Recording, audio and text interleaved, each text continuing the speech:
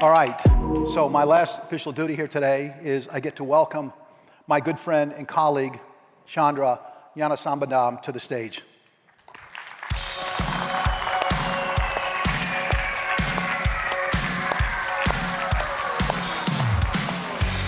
Hello, Matt. Good morning. How are you? I'm good. So, by introduction, Chandra is our CTO and EVP of products. He actually joined us roughly 7 months ago from McKinsey, where he led their high-tech practice for almost 20 years. And he's been an advisor to SailPoint for 5 or 6 years. He knows us and he knows this identity space very well. And I will tell you, he has hit the ground running with our new product innovations these past 7 months. He was last on stage with me, I don't know if you remember this, 3 years ago. Exactly. Right? When we introduced the first Horizons of Identity Security report. And today, Chandra and his team are going to share with you some of the most exciting product innovations, I would say, in the history of our company. So Chandra, welcome to center stage, buddy. Thank you. All right. Thank you, Matt. All right. Let's get into the products. Right. Let's talk about adaptive identity. It's about time. But before I do that, I want to start with what's in it for you. What's the business impact of getting to the adaptive identity security model? How will security outcomes be fundamentally different? So let's do some imaginations now, right? Imagine a world where instead of 5 to 10% of identities being privileged, which is a norm, right? Be it humans, be it agents, all identities are privileged. And the privilege levels will be based on risk and context. Now, on top of that, imagine for all those identities, access is no longer static. Let's just say static privilege is dead. All access will be dynamic. Most of the access will be and should be dynamic. There will be multiple just-in-time models, including real-time. Now, imagine a world in terms of threat when one of your executives is breached in line, real-time, instead of responding in a draconian way today, which is you deactivate all their accounts, you will deactivate their devices. Instead, what if you have the depth of the identity context inside the SOC, integrated into the SOC tools where you can respond? Let's say that executive had 1,000 permissions, 1,000 entitlements, and you know the 10 that are the most critical, highly privileged, you will only deactivate those so that they can go on with the rest of their lives. Now, putting it all together, imagine a world where security, you are no longer a police cop. You are an accelerant to growth and innovation. That's the future. That's really what an adaptive identity model will give you. But getting to this will require a fundamentally different architecture, a fundamentally different platform. And that's why today, as Mark said, it's the most important launch in the history of SailPoint. We have never had a launch event, as big as this. It's not just the launch today; it's the foundation we are laying. It's the foundation we are laying for what's to come over the next weeks and months. And it's not by accident. It's not like we just decided we'll do a big launch today. It's really a sign of the world we live in. It's a world where you have, if you take a macro picture, you have about 5 billion people that work, give or take, in the world of the 8.5 billion people population. And you have another 15, 20 billion, 30 billion agents. You've got to govern them and secure them like human workers. They are everywhere. They are operating in a borderless world. How do you truly protect them? It feels like they've got to protect themselves. They've got to have adaptive skills. They've got to be like a chameleon. They should know who they are, what they are accessing, where they are, when, why, and protect themselves. That's not practical. What about the data they access? The data, look, you all know, you are from complex corporations here. The data is accessed all over the cloud, all over your edges. And look, those cloud data providers have very good security, but still, do you trust them? Should you trust them? Should you not have control over your data? And what about those applications that all those identities access? It feels like the status of applications from a security perspective, it feels like walking into an airport looking at a monitor where the status of all the flights are either delayed or canceled. And to bring it all, if you are inside a SOC, a number of you are SOC professionals here, practitioners, the attack doesn't come through the back door anymore. It's the bad actor piggybacking on the good actor. That's really the threat landscape we live in. It's a very different attack surface. On top of that, you overlay the fact that it's a very dynamic world, as Mark and Matt talked about. It's a world where static access and privilege simply will not work. You've got to have the risk context for every access decision, right? That's the security landscape that we have to design for. And the only way to solve for this is a fundamentally different approach. It's a platform approach. That's why here we are. And if there's only one thing you take away from Navigate 2025 for the rest of your lives, it's this, which is the launch of the new SailPoint platform. And it's a platform where we are bringing the identity context, which we have always had, the breadth and the depth, combining it with the data context and the security context. And so this concept of integrative identity context is a concept we will talk about for the coming months and years to come. It's really the foundation for what we are building. It's a foundation that will allow you to get to the adaptive identity model. It's a security platform, first and foremost, where it's identity first, data first. We call it IFDF. It will give you the ability to operate in real time, access models in real time. It will be security in line. It's not just policy time, admin time. When you have a breach, you can use it to respond. And artificial intelligence and machine learning are woven into every part of the fabric. But a platform is only as good as the business problems it solves and as the innovations you have on it. There are five big innovations that we will be announcing today and products that will be mapped to it. Number one, agents. Okay? On this one, I have a plea for you all. And that is, please get ready to certify agents just like the way you certify humans today for all their access.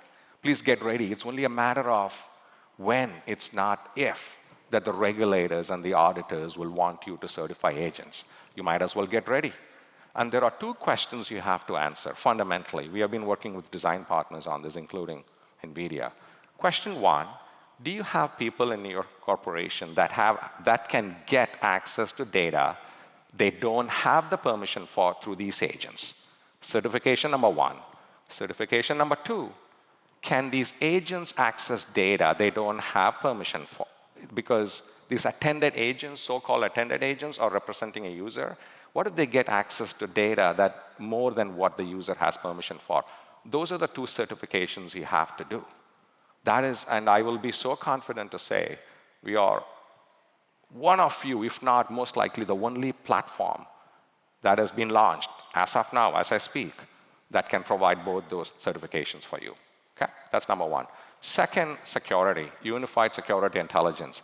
This is all about bringing the identity context inside the SOC, both to be proactive, where through the graph, and we'll show you the graph, make it real, bring it to life, and you can actually have visibility as well as control inside the SOC and really put proactive security controls around these identities.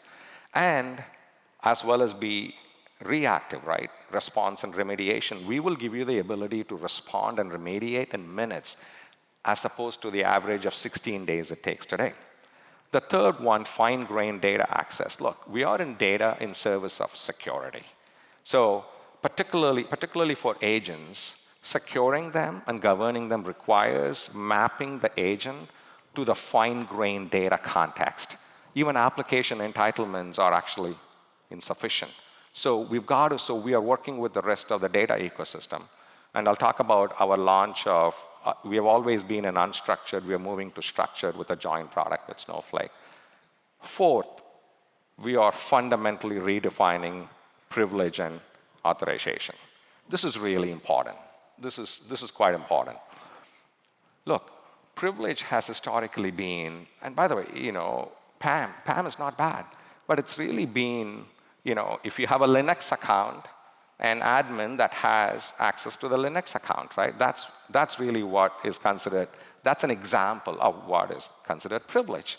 And rotating those credentials, putting them in a vault. But that's important, completely insufficient. What you need is, like we talked about, every identity should be privileged. I'm not a privileged user inside SailPoint. I think that's crazy. Look, I have access to all the critical systems in our company. And here, I'm in the conference. What if I walk out, use my mobile phone, public Wi-Fi? If I want to read my email, that's OK, because that's only read. But what if I want to access Salesforce, which we have, and download our pipeline for the full quarter? That should be a risk evaluation of that, based on, hey, you know what? He's on a public Wi-Fi, network health, critical entitlement. That's what I'm talking about. Every identity should be privileged, and it should be decided at an entitlement level. Now, once you have that foundation, you can move to just-in-time access models. We are going to support 5 different just-in-time access models, including real-time. And we're going to do real-time through a deep partnership with Signal that we will announce very soon. And we will have time-based, which we are launching today, check-in, check-out, policy-driven. So this is a fundamental reimagination and a redefinition of privilege and authorization. All of these, by the way, will be insufficient if you can't get all your applications on our platform. Look, most of you here are from large companies. On an average, what you have? 5,000, 10,000, some even have 20,000 applications. Anyway, let's say thousands. We will give you the ability to get visibility and intelligence to 100%. I'll repeat this, 100%. We launched our application onboarding service last month, and we are doing it through an acquisition of Savvy, which has a breakthrough technology to do this, as well as our own products that we are building. We call that Tier 1, and if you want to do compliance, Tier 2, we have hundreds of connectors. Tier 3 is about automated provisioning. So these are the big innovations we are launching. And there are 8 products that we are announcing that are linked with this, 5 of them GA today. So this is not just a vision, right? We are actually delivering on this one platform. I will get into those in a minute. And there are 3 more that are coming soon, 5 GA today, 3 that will be coming soon. Look, this is a tall order. We are not taking this lightly. Getting to real time, getting to security in line. We have been a policy time, admin time company. But we have the track record. We've been doing this for a long time. Our platform today, by the way, it supports more than 125 million identities. By the way, that's a highly conservative number. The real number is much more. And I will also remind you, we don't count, like some of our competitors do, the demo identities, the sandbox identities. These are all production identities. That's breadth. On depth, we have over 5 billion entitlements. 100% of them are mission critical. That's like, you are our customers. You have your mission critical entitlements. North of 5 billion, again, that number is highly conservative. Not just breadth and depth. Transactions, our cloud platform, just in the last 12 months, supported more than 35 billion transactions. So this is a game we know how to play. We've been in it for 20 years. That's a foundation we are building on. Okay? So I've talked about the platform, the one platform. Let me really give you a view in terms of what's in it. There are 5 layers in our platform. Layer 1 is Atlas. Okay? You all have Atlas core. We are building advanced capabilities into Atlas. It's really the common services layer. This integrative identity context I talked about, one data model, one graph, that's an Atlas. All of the connectivity, that's an Atlas. That's a foundation. Okay? We are building more and more advanced capabilities, including a policy engine. The second one is a control plane. And this is going to be a game changer, right? By the way, this is the policy time, admin time control plane. We are not walking away from governance. In fact, we are taking governance to the next generation for the dynamic world. And this will have, in one plane, you can govern and secure and certify and do lifecycle management for all identities in your environment. It could be third-party. It could be third-party contractors, business people, or business partners, full-time employees, service accounts, agents, API bots, all of them in one control plane. Third is a real-time plane. And this is where, fundamentally, we'll give you the ability to do definition and classification of privilege, right? If you have 1 million entitlements, let's say, some of you have 25 million entitlements on our platform, we'll give you the ability to do risk modeling for all of them. Not in a human way. We're using machine learning, classification engines, and policy engines to do it. And then on top of that, you can do just-in-time access, including real-time authorization, okay? That's really the real-time plane. The fourth plane is a security plane. There are 2 products here, observability and insights, and we'll show you with all the master classes and everything. I would strongly recommend you attend. The graph is very powerful, and I'll walk you through it, as well as the ability to do response and remediation, which will be a real-time product inside the SOC integrated with other SOC tools. And finally, we are bringing it, and we are stitching it all together because we know it takes a lot to get it. All of your environments are complex. This is where our customer experience, where through all of our partners, that's a SailPoint platform. And we are also modernizing the user experience, by the way. Our belief is security and identity should not be the realm of just admins. Every business user should have access to it, which requires a conversational user experience. So we are modernizing our UX using our Harbor Pilot brand, as well as working with the rest of the security ecosystem. We are supporting protocols like SSF, MCP, CAPE, and we will be supporting protocols like Risk and SCIM, right, moving forward. That's the SailPoint platform. There are, like I said, 5 products that we are GAing today. 3 that are coming soon, real time, very soon in December. We have, right after this speech is over, we'll have a blog. We'll have lots of time over the next 2 days. So I'm not going to drill into every one of these products, but just know these are the new capabilities we are launching today. As of today, they are all in one platform, working on one data model and one graph.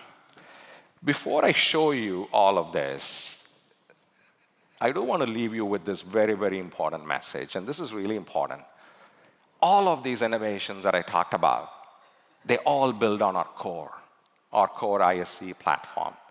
And it's not lost on us that we have to continue to work hard to make sure that our core is world-class, and our core will continue to be #1. And that's our promise, maintaining our core and making good on the promises we have made to you, because every one of you here have invested in our platform, our core. Okay? And we have not been perfect in the past.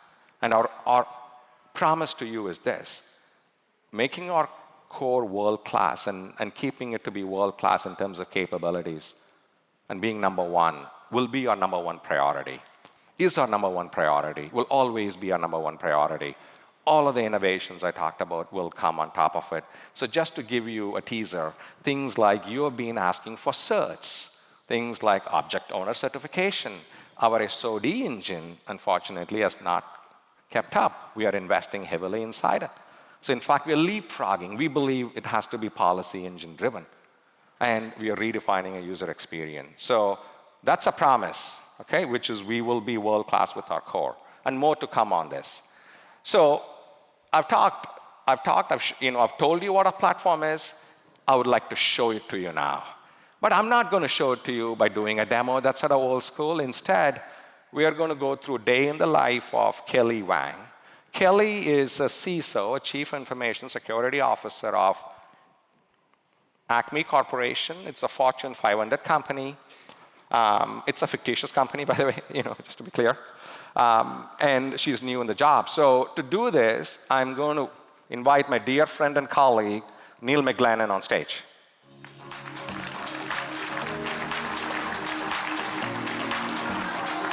Neil, welcome, buddy. Welcome. All right. Yes, please. So, Neil, let's really walk through a day in the life of Kelly. So let's start at 9 a.m. Kelly is here, And Kelly would love to start the day with the SailPoint platform and just get an executive overview on what's happened inside of Acme, top down, over the last day and over the last week. Bring that to life, please, Neil. Yeah, so where Kelly starts is a place that looks familiar to a lot of you guys, right? She starts with My SailPoint. And you see here, you'll have your familiar views in your top right. You'll see the certification campaigns. You can see the progress of all those access reviews, making sure that they're getting done on time to meet your needs. We also see in the bottom left, we have the identity insights. This is how you track everything that you're around your life cycle. We can also see things like outliers. Now, if you look at the top left there, you'll see something new, right? This is part of our adaptable platform.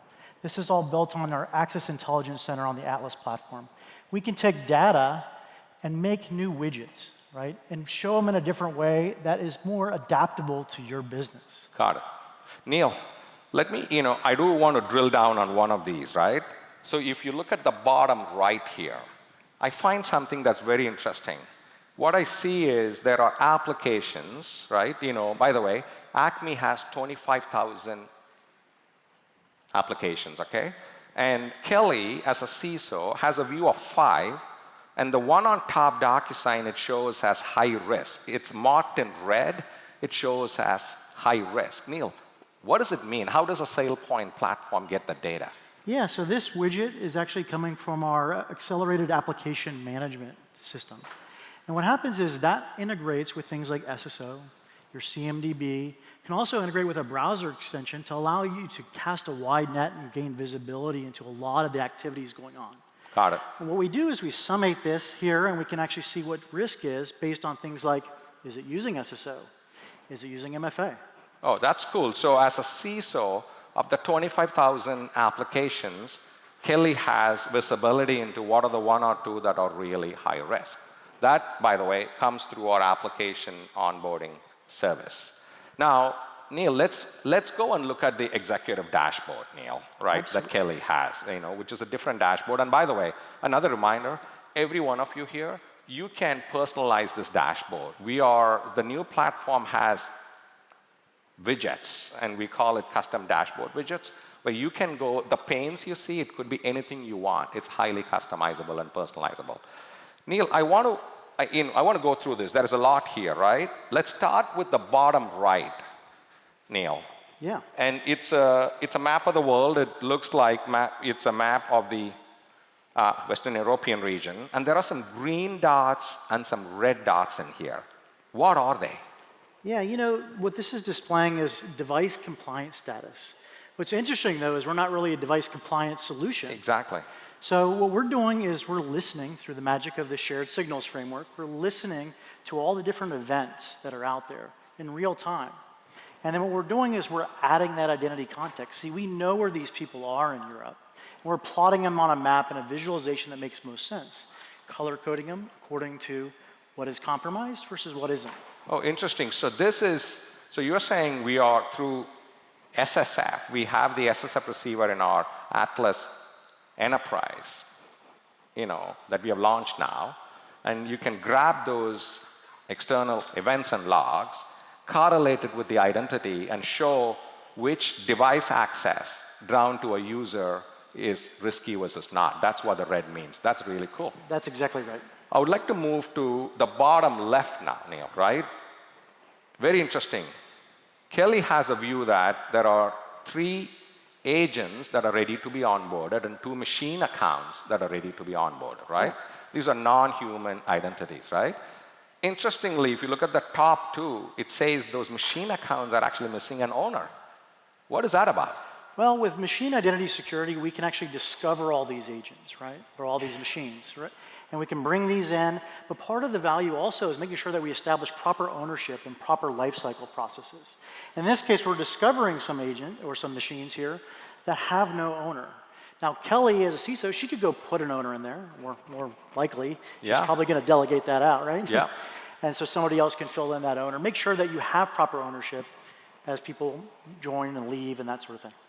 That's interesting. So the SailPoint platform not only supports multiple types of identities, it can correlate between them because what you're showing is the linking the owner to a machine account, right? To a machine. That's right. And so that correlation also is happening inside the platform. That's cool. Now, Neil, I would like to go to the top left and top right. Let's start with the top left. To be clear, what it is Acme has about 30,000 people, full-time people that work. Like that is a graph of one group, that is the engineering group, and it's a graph of a risk. It's a risk graph, and what it shows is from Monday to Sunday, the risk has been elevated. It's gone from green to red, and it's really a privilege escalation risk graph. What is that, Neil? What is that telling us? Yeah, so what we're doing is we're formulating risk based on privilege level, right? And with our privilege security posture management solution, we can categorize all the different accesses as high, medium, and low. We'll talk more about how we do this a little bit later on. But what we do is we can track that over time, and what you're seeing here is a spike in privilege, right? And so the question is why and who? Well, we can see the who on the right there. We can see there's the 5 people that are the top riskiest people, right? So maybe we can drill into one of those, and that is where we get to the power. Sorry, wait. So you are saying there is a risk elevation, and it's driven by, of the 30,000 people that work there, about 5 users, and one in particular, Adele. Adele Ventura. She's the most risky. Adele Ventura. That is really who is contributing to the risk elevation. What can we see about her? Well, the nice thing is you click that little graph widget, and it'll take you over into our identity graph. This is our identity graph, what we like to call observability and insights. And so what you're seeing here is the graph centered around Adele Ventura. That's our human identity, the riskiest person, right? Now in here you can see some green and some in blue. Those are highlighting different forms of access. So we can see that she has a couple roles, and we see that she also has 4 direct entitlements. And in those entitlements, we also can see what those are. We can expand this and explore this access. Now, the interesting thing is you also see some red in there. That red is an indicator of the privilege level here. And so the nice thing is we can explore this, we can look at this. We can also maybe say, hey, look, maybe Kelly says, I really need to get this over to my team to look at. So she can take her existing view that she's explored, it saves the settings, and we'll send that off to one of her colleagues. Got it. So this is, Neil, just to connect the dots with what I talked about in our platform. This is really the ability to define risk at an entitlement level, attaching it to a user, bringing it to the graph in the observability and insights product, all of it coming together. It's all under one purview. That's amazing. Okay. So we are now going to move to, Kelly moves on. It's 10 a.m. now. And here's a bit of additional context. Acme Corporation has acquired a new company called Meridian. And Meridian has a very different business model. It's also a tech company, fundamentally different business model, which is they have very few full-time employees, but tens of thousands of third-party contractors and business partners who, based on time of year, will surge and come down, right? And so Kelly, and that is a post-merger integration meeting. By the way, in this M&A environment, which is getting really hot, I think this is actually quite relevant. So, and there are 2 questions, right? The CHRO is very nervous about onboarding tens of thousands of third-party employees because Acme, by the way, has 30,000 people. 99% of them are full-time. They don't have experience dealing with third-party people and contractors. And the chief legal officer is very nervous about all those third-party people getting access to sensitive data that Acme owns, right? That's right. How does Kelly manage that? Well, the first thing is to bring those B2B people in, the Meridian people. Let's bring them into the Acme system. We acquired this business. Let's show how fast we can move. So we can delegate this out, and what you're seeing here is our non-employee risk management solution. This has been reimagined on the Atlas platform using native workflow and forms that help you control your data and initiate process here. Now, we can control the data with some of those form elements, but would it be better to use a trusted source for that data? So we can now integrate with things like verifiable credentials in order to trust a third party to bring this data in. So that's neat. So you were saying from the SailPoint platform, you can integrate with all these third-party agencies and firms that will validate these third-party contractors so that you don't have to go through the whole validation and credentials all over again. We will seamlessly integrate, bring all that into the platform so that you can onboard those identities very fast. That's right, and that's the beauty of a standards-based approach. Gotcha. Got it. Now, it's one thing to onboard the identities. What about the applications? Turns out, on top of the 30,000 or so, or the 25,000 that Acme has, Meridian has a few thousand more applications. Can you get them in as well? And how long would it take? Well, this is where the accelerated application management comes into to fray again, right? And so what we can do is, again, we connect to those SSO systems, we connect to your CMDBs, we connect to that browser extension that you deploy. Very easy to deploy that and get rapid time to value. You're deploying in weeks, right?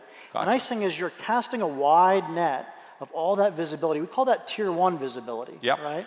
We bring all of that in, and it centralizes it in these discovered applications viewpoints. So now you have a view, or Acme has a view, of all of Meridian's infrastructure. It really helps accelerate that M&A. Then from here, they can pick and choose what do they want to invest in, right? Gotcha. Let me get this right, Sunil, which is you're saying in a matter of a week, or let's say even weeks, right, but not months, when a company acquires another company with a very different business model, with a lot of third-party contractors, you can onboard the identities, validate the credentials, and get all the applications onboarded and give you visibility and intelligence in like a week. Yeah, you're moving at the speed of business, right? Okay, that's amazing. And can you also do anything with the conversational UX we have on this and we can Harbor Pilot? And if configuring this stuff is not your bag, right? You have the conversational aspect of Harbor Pilot, right? What Harbor Pilot allows you to do is it's our agentic interface, but it's plugged into our products here, our non-employee risk management. So if you want to have a conversation with Harbor Pilot and say, hey, let's onboard some identities, it'll go and find the ones that are ready to onboard, and then the rest is up to you. Natural language, so the CHRO could go in. That's right. Right? You don't have to be an IT expert anymore. Got it. Oh, Abby would love to hear this, Neil. So now we move to third part of the day for Kelly, which is, it's a meeting I'm sure a lot of you know quite well now, which is it's an artificial intelligence advisory board meeting. And in this meeting, the particular agenda in this meeting is the chief accounting officer. And by the way, our own chief accounting officer, Mitra, might be here as well.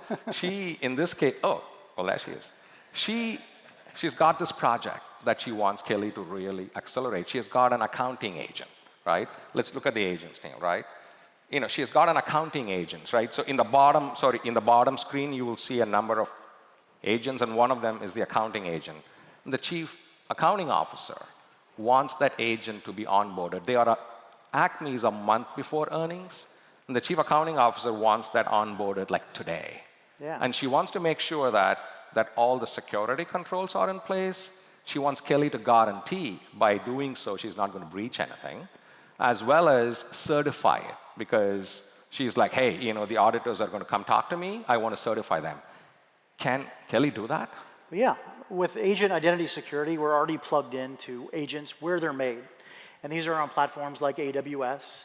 These are on platforms like Microsoft and Google and others, right? And so what we do is whenever we connect to those systems real time, we pull that information in. Yep. And we can see those agents, and we can see that accounting agent sitting here. It's coming from AWS, right? What does it mean to onboard it, Neil? Well, when you're on board, we create an identity for that, right? And then we actually manage all aspects of the data for that, including ownership. We can give it, in this case, we have an owner here. We signed it to Bill. Bill's the right owner for that, I think. Okay. And so the other thing is that we can manage aspects and see those attributes, right? That drives the context of this particular agentic identity. The other thing is that we can also see the user entitlements associated with this, the access entitlements for users to use this thing, and the access policy. Okay. So you're seeing that here applied, and you're visualizing it right in that identity. So Neil, so it's not like Kelly has to do something. The SailPoint platform it's constantly running in the background, discovering all of the agents, right? And it's keeping it ready to be onboarded. It doesn't do the onboard because it's always human in the loop, right? And the owner, but it knows things like who's the owner, what are the entitlements it has access to, right? and what are the attributes of it. All of that is in place for Kelly to see. Now, okay, and But agents also have what data. about data? Yeah. So this agent in particular runs on accounting information, right? And we all know that we can see that we've done a very good job of securing applications, but people are taking information out of those applications, putting it in other data sources, like Snowflake here. And so we can see that this accounting agent is actually running on Snowflake data. We can govern this with our data access security product. Got it. So Neil, so just to be clear on what this graph, this tree shows, this is the accounting agent, all of the application entitlements it has access to, as well as the data. This is row and column level data inside Snowflake. And this is the whole vision I talked about, bringing the identity context with the fine-grained data context, right? That's right. It's us looking at that structured data and getting into the read, the write, Gotcha. the execute permissions level to really understand who has access to what, whether that's a human, or that's a machine, Gotcha. or an agent in this case. I'm going to get greedy now. Can you, can Kelly see all of this in the graph? You sure can. You pull all this together in a one single purview here. And so we're back visiting the graph, but the graph looks different a little bit now, right? We're seeing that this graph is centered around that accounting agent in the middle, right? Because that's the thing that we're looking at. Now we can see some other things here too. We see some humans associated with that. Now we know Bill Lombard, well, Yep. that's the manager of this one, right? But we also see some dashed lines here to some other identities. So Neil, let me be clear, right? Because there is a lot on this graph. I just want to make sure I make what's on the graph very, very clear. You have the application owner, in this case, Bill. We also have 3 users, right? Peter and others. They are not the same as the owner. They are the users. These are people that using work the for the chief accounting officer. These are really the accountants. That is shown, and plus, it shows the application entitlements that agent has access to, as well as the data in Snowflake, because Acme runs all of their accounting platform inside of Snowflake. And you're also showing in the bottom a machine account that this agent is using. So it's all, right? So this is really correlating between the different forms of identity and data, bringing it all into all one under graph, one unified data platform. model, one graph, okay? And so with the launch today, if you have our agentic product, our ONI product, right, and our DaaS product, you can do all of this. But it's not like you're buying 3 different products. It's all one platform. We have done the engineering to bring it all together. Power of the platform. It's the power of the platform. Okay. All right. Now to the final part of the day, where Kelly goes into a meeting to talk about threat preparedness. They don't have a breach. Thank God, Acme doesn't have a breach that she has to respond to now, but she wants to be prepared for threats. It's a threat preparedness meeting, right? Yeah. So Neil, with the whole vision that we have painted about privilege being reimagined, right? How does Kelly use that from a threat preparation perspective? Yeah, let's face it, all access has privilege. It's just a matter of to what extent. Now, if you go look at the scale at what Acme has, they may have 10 million entitlements, right? And can you imagine trying to go and put high, medium, and low on every single entitlement? That'd be a Herculean effort, right?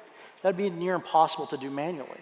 So what we do with privilege security posture management is we automate all of that, right? We use AI and ML techniques, supplemented also with things like automated templates that come out of the box with classifications.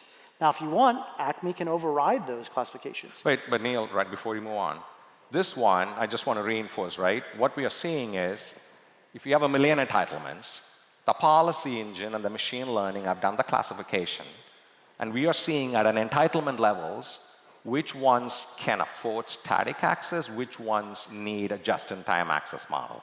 That is what we are showing, right? That's right. You can see the privilege level and what type of policy it has directly from here. Okay. The other interesting thing is that we can also infer the privilege level based on what we know about nesting and composition and things like that. Gotcha. And what about, okay, I have a bunch of entitlements here that can only be accessed based on just-in-time, risk and context. Can you do real-time authorization on this? What if an agent wants to access one of these? Yeah. Can you do real-time authorization, Neil? Yeah, you can. And so we'll get there. I want to show the graph here. Sure. that shows, really the fact that we're looking at the privilege level. And we're back here looking at Adele, because we're familiar with Adele a little bit already, right? Yep. And so we can see here that we have that engineering group, right? And we can see that, why is that risky? We've explored a little bit beyond, and we see that, well, it contains domain admin. That domain admin has been automatically categorized as high privilege. And therefore, that engineering group is high privileged. Now, the question is should it really be there? Well, being able to explore the graph is one thing, but you also want to be able to action this graph as well, right? And so here you could take and remove that group directly from that nesting. You could send it through workflow or other various processes. So the graph not only is visibility, it's also control. When you see, as a CISO, Kelly is looking at a privileged escalation, and she wants to deprovision an entitlement to a particular user. She can go click in the graph and get it done. You can make it actionable right away, and you don't have to go open all the tickets and things like that. And then these things could be workflows too, so they could even automate some of those tasks that may have been very cumbersome. Neil, why don't we wrap it up with sort of showing the real-time view? Let's just move past this, and yeah. Yeah, so we can move from, also, removing those privileged pathways, then also looking at, hey, maybe let's move to a more just-in-time, zero-standing type of privilege, right? If you have something that's highly privileged, maybe you don't want to give that to somebody statically, right? And so this is where we have introduced just-in-time policy on our entitlement models, right? And so in here, we can do things like privilege on demand, right? So that we can look at all the various signals and the policy and apply that to be able to say, look, you can't get this statically. You can only get this on demand if these certain signals meet policy or not. Including a partnership we are going to have with Signal. Yeah, we also have the ability to work with our runtime authorization-based policy as well with partners like Signal, like you mentioned earlier. Got it. Excellent. Neil, it has been amazing. We really walked through a day in the life of Kelly, walked through 4 different meetings she was in. Thank you. Yeah, thank you very much. So let me just recap Kelly's day, right? So she started with a customized dashboard, which any one of you can customize. She immediately, as a CISO, started the day with looking at some of the riskiest escalations. And it's not just super high level. She could know, that is a specific user of the 30,000 people. One user, Adele Ventura, who had a privilege escalation, and she could drill down, and she could delegate it to Brian Clark, who went and looked into this. Then she moved on to a merger integration meeting, where she convinced the CHRO and the legal officer that they can onboard third-party people in the same platform, same control plane, and get it done in a week. Then she moved on to the AI meeting, where she really got the accounting agent onboarded right away, got comfortable with all the controls it had, the data access, the entitlement access, user and owner, all in one platform. Then she finally finished the day looking at threat preparation, where she could get a view on all of, they have 10 million entitlements, Acme Corporation. She had a view on a risk score against every one of them, which ones are static, can afford a static access, and which ones need just-in-time. And she also knew that she could do real-time authorization for any one of those entitlements. That's really Kelly's day. So I started by talking about what the platform is. Then we showed you what it is in the eyes of Kelly. Now, what I'm going to do is have one of our customers talk to you. So to do that, I would love to invite my dear friend and Balu on stage, please.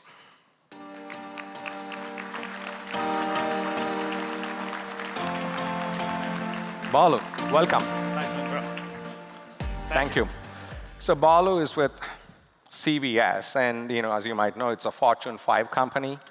They've acquired 3 Fortune 50 companies, one of the most complex you can think of in the world, and Balu reads all of identity there. So Balu, please take a seat, my friend. So Balu, you deal with more complexity than almost anyone I can imagine in this profession. Talk about the risks. How do you, because this can't be an easy job. There should be challenges and risks. What are those? How do you deal with it? Yeah, so let me break this down to three broader sets of risks, right? So the scale and the complexity. The scale of managing close to 500,000 human identities. Wow. And 500,000. everything that comes along with it. And the complexity of managing this for a Fortune 5 company, which is essentially 3 large Fortune 50 companies put together, serving customers in different industries like insurance, retail, and healthcare delivery services. The second set of challenges is the traditional IGA challenges. As you all know, we have to strike a perfect balance between user experience, risk reduction, Yeah. and compliance. Given the volume, the scale, the complexity that we deal with, the traditional IGA way of thinking becomes insufficient.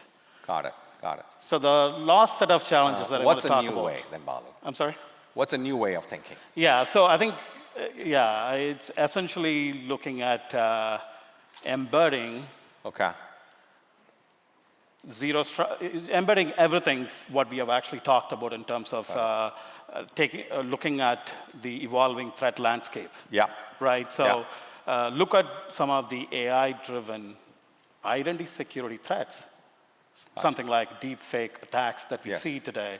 So we need to make sure that we are accounting for all of this in our security framework that we actually employ. Gotcha. And ensure that actually gets well bought into the application and the stakeholder community. Gotcha. Thank you. So let's talk for a few minutes about the topic of the day, the topic of the moment, agentic AI. I know that CVS is early in the journey of working with agents across the business. What is your role in it? How are you making sure that these are secure? Yeah, so I want to break this into a few different critical areas of focus. One is the foundational security governance framework. It is so essential to build a robust security governance framework that takes into account all the essential things, including zero trust concepts and principles. And because that actually helps us establish the right set of guardrails from the get-go, enabling the organization to go innovate responsibly. Got it. One key thing I want to call out, I know this is probably what we have seen, a security review process. I know we have seen multiple flavors of this, right? So, but this, establishing a formal security review board or an equivalent governance checkpoint is so important to ensure that we are able to evaluate all of these AI projects, initiatives that are going on in the landscape, and understand if they are actually applying the appropriate set of controls. Gotcha. So this is so essential for us to identify if there are any security gaps or compliance gaps so early on. Gotcha. Some of which we might not even have a solution today in the industry. So this helps the IAM and the cybersecurity teams to get engaged a little early on and go solve those problems. Got it. And you've been a design partner. You've been very generous and kind with us on this. Are we on the right track in terms of the way we are solving this problem? Yes. So I want to talk about some of those critical capabilities that we need to establish. Yes. Right. So from an IAM standpoint, I think we've talked about all of those agent complexity. We need to be able to provision agent identities, agent entitlements, and manage them dynamically at mission speed and at scale, while ensuring that we are complying with all the regulatory requirements and ensuring that there is appropriate risk posture for the organization. Gotcha. So, and I also want to talk about, by the way, thanks to SailPoint, we've been actually looking at some of those features in the sandbox environment. Got it. Some of which are actually looking promising. And I also want to talk about agent discovery. Okay, please. It is so essential to ensure we have real-time visibility to all the agents out there running in the environment. And I know there are no number of tools right now evolving in the industry, and we are looking at SailPoint's agent discovery features in the sandbox environment. Thank you. And that looks promising as well. Excellent. Thank you. So I think, so I want to bring this back, Yes. right? So we talked about governance framework. We talked about some of the critical capabilities we need to build. But let's talk about enablement for, Yes, please. specifically for our AI and data teams. The success here is not just about how good of a governance framework you have, how good of security capabilities that you've actually built. One of the other important thing is actually how well we engage early on with the stakeholders, right? And ensuring that they are adopting these identity security guardrails that we actually built, and making sure that they're able to go explore Gotcha. and innovate and scale those solutions with confidence, Got it. right? So when we embed security at the foundation, Yes. we all know security becomes enabler. Security becomes accelerator. Totally. This is really what I talked about in terms of being the accelerant as opposed to be the constraint, right? Right. So, Balu, I'll tell you, it gives me a lot of confidence that, if we can even get close to solving it for a corporation like yours and with a leader like you who has been a great practitioner for a long time, that we can solve this for a lot of customers too, right?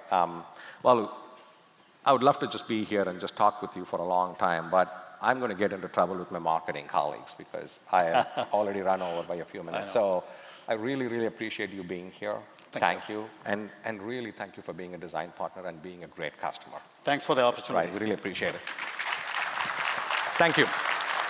So hopefully, look, I talked about it. I showed, we had Balu telling that, he's sort of playing around with our products and, and we are moving in the right direction, particularly on agentic. Hopefully that gives you a lot of excitement and a lot of confidence. We have breakout session, master classes, and theaters, right, for the rest of the day and tomorrow. Please, please make use of it. My whole product leadership team, my whole engineering leadership team is here.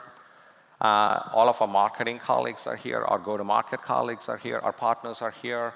We are here with only one job, to answer any and all questions you have.